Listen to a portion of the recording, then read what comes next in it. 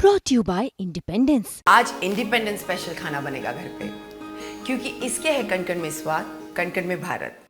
मायावती और उनकी party BSP पहली बार सड़क पर होने वाले आंदोलन में शामिल होने जा रही है। जी हां, 21 अगस्त को भारत बंद दलित संगठनों ने कॉल किया है, बुलाया है और कहा जा रहा है कि कई दशकों के बाद मायावती की पार्टी बड़े स्तर पर पूरे देश में इस भारत बंद में हिस्सा लेगी। यूं तो मायावती की जो पॉलिटिक्स है वो हमेशा से सड़कों की राजनीति से दूर रही है और उसके पीछे का उनका अपना एक लॉजिक भी है और ये लॉजिक कांशीराम के समय से है। जब बसपा बनी और मिशन मोड में आई और एक मिशन के तौर पर सामने आई, जब वो पॉलिटिकल पार्टी बनी, तब भी उसने कभी भी सड़क के जरिए आंदोलन करने की कोशिश नहीं की। उन्हें सत्ता उनके लिए बेहद जरूरी थी और सत्ता के जरिए अपने लोगों की सेवा की बात थी। लेकिन आखिर ऐसा क्या हुआ है कि मायावती और उनकी पार्टी पहली बार सड़कों पर उतर रही है कई साल के, कई दशकों के इंतजार के बाद। लेकिन एक अपवाद है, हम उसको भी बताएंगे। जब 2016-17 में मायावती एक बार सड़क पर उतरी थी, लखनऊ की सड़कों को बताएंगे। लेकिन यह बात बेहद अहम है। दरअसल सुप्रीम कोर्ट के संविधान पीठ का एक फैसला आया जिसमें यह सुझाव था कि SC/ST का जो आरक्षण है उस आरक्षण के भीतर आरक्षण किया जाए, उसमें क्रीमी लेयर लागू किया जाए और उसमें राज्य सरकारों को भी ये आजादी हो कि वो किन जातियों को उसमें लाना चाहती हैं और किन जातियों को बाहर करना चाहती हैं, ये उनके हाथ में भी हो।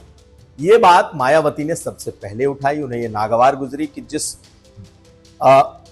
ST/SC की लिस्ट को संसद तय करती है, राष्ट्रपति के दस्तखत से जो चीजें होती हैं उसमें राज्य सरकारों को क्यों अधिकार दिए गए। दूसरी, जब ये SC/ST का आरक्षण हुआ था तब उसे इकोनॉमिक यानी कि आर्थिक आधार पर नहीं था, बल्कि ये समाज में फैले हुए छुआछूत और सामाजिक अधिकार पर ही वजहों से ही ये आरक्षण था।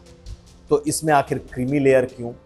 और तीसरा ये था कि कोटा विद इन कोटा, यानी कि एक दलितों के भीतर जो अति दलित हैं उनको भी इसके भीतर एक खास रिजर्वेशन दिया जाए। मायावती ने इस फैसले के तुरंत बाद एक कड़ा स्टैंड लिया और उन्होंने इसके लिए कहा कि सरकार इस पर तुरंत सदन में एक विधेयक लाए, प्रस्ताव लाए और उसको खत्म करे। हालांकि मोदी सरकार ने कैबिनेट बुलाई और कह दिया कि वो किसी सूरत में इस आरक्षण के भीतर वो क्रीमी लेयर का प्रावधान नहीं करेंगे। लेकिन दो मुद्दों पर अभी बहुत क्लैरिटी नहीं आई है कि आखिर कोटा विद इन कोटा क्या होगा, नहीं होगा, और आखिर क्या राज्य सरकारों को भी क्या ये के पास क्या ये अधिकार होगा कि वो कुछ जातियों को अपने यहां से इसमें जोड़ सकें या हटा सकें। ये बड़ा मुद्दा है और अब इससे लेकर ही बीएसपी सड़क पर उतर रही है। 21 अगस्त को भारत बंद बुलाया है और तमाम दलित संगठनों ने इसका समर्थन किया है। लेकिन एक बात है कि इसमें दो मुद्दों पर तो बहुत लोगों की सहमति है कि कोटा विद इन कोटा को लेकर के बहुत सारी जातियां दलितों के भीतर चाहती हैं कि हो। कुछ अति ओबीसी जातियां, जो अति ओबीसी जातियां, वो भी चाहती हैं कि हो। लेकिन कई सरकारें ये चाहती हैं कि उनको भी अपने इस तरीके से अधिकार SC/ST में जातियों को शामिल करने का अधिकार मिले। लेकिन इन सब के बावजूद जो बीएसपी है वो किसी तरह का कोई छेड़छाड़ नहीं चाहती और यही वजह है कि उसने इसके खिलाफ सड़कों पर उतरने का मन बना लिया है। लेकिन कहा जाता है कि मायावती की स्टाइल ऑफ पॉलिटिक्स नहीं है। 2016-17 याद करिए, जब दयाशंकर सिंह जब उस वक्त बीजेपी के बड़े नेता थे, उन्होंने मायावती के खिलाफ एक अभद्र, अपमानजनक टिप्पणी कर दी थी और जिसके खिलाफ मायावती ही नहीं पूरी बसपा पार्टी सड़कों पर उतर आई थी। मायावती खुद लखनऊ में धरने पर आई थी, जो अंबेडकर की प्रतिमा है वहां उतरी थी और उन्होंने खूब जमकर कहते हैं कि दयाशंकर और बीजेपी के खिलाफ स्टैंड लिया था।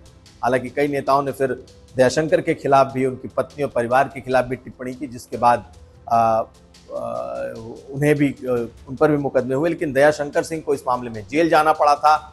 उनको पार्टी से बीजेपी ने पार्टी से निकाल दिया था और तभी उनकी पत्नी विधायक बन पाई और फिर बीजेपी में वो सामने हुई। खैर ये एक अलग पॉइंट है, लेकिन पहली बार बसपा कुछ इस तरीके से अब सड़कों पर उतरने जा रही है। तो ये एक तरीके से बदली बदली सी सपा नहीं बसपा सड़कों पर उतरने जा रही है। बसपा अब बदली बदली सी बसपा है और बीएसपी अब नए तरीके से अपने आप को कैलिब्रेट कर रही है। नए तरीके से वो अब सड़कों से लेकर के सदन तक की जो उसकी लड़ाई है वो नए तरीके से दिखाई देगी।